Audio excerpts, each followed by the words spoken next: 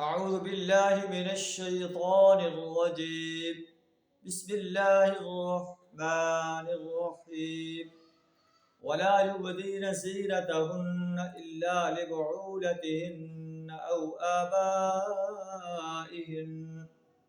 أو آباء بعولتهن أو أبنائهن أو أبناء بعولتهن أو إخوانهن أو بني إخوانهن أو بني أخواتهن أو نسائهن أو ما ملكت أيمانهن أو التابعين غير أولي الإربة من الرجال أو الطفل الذين لم يظهروا على عورات النساء.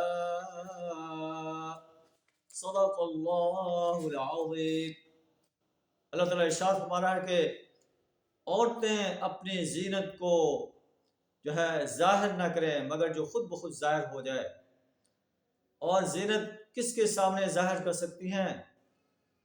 اور بناؤ سنگار کو ظاہر نہ کریں مگر ان لوگوں کے سامنے شوہر، باپ، شوہروں کے باپ، اپنے بیٹے، شوہروں کے بیٹے، بھائی، بھائیوں کے بیٹے، بہنوں کے بیٹے، او نسائہن اپنے میل جول کی عورتیں، او ما ملکت ایمانہن اپنے مملوک، وہ زیر دست جو کسی اور قسم کی غرض نہ رکھتے ہوں، وہ بچے جو عورتوں کے پوشیدہ باتوں سے ابھی واقف نہ ہوں، ان لوگوں کے سامنے اپنی زینت کو ظاہر کر سکتی ہیں.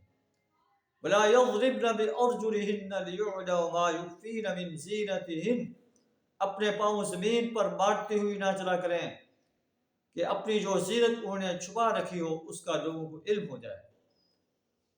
وَتُوبُوا إِلَى اللَّهِ جَمِيعًا اے مومنو تم سب مل کر اللہ سے توبہ کرو. اگر تم سے ایسے کام سرزد ہو گئے تو اللہ کے حضور توبہ کرو. لَعَلَّكُمْ تُفْلِحُونَ توقع ہے کہ تم فلاح پا جاؤ. اللہ سے دعا ہمیں قرآن کے اس آرڈر پر عمل کرنے کی توفیق عطا فرمائے.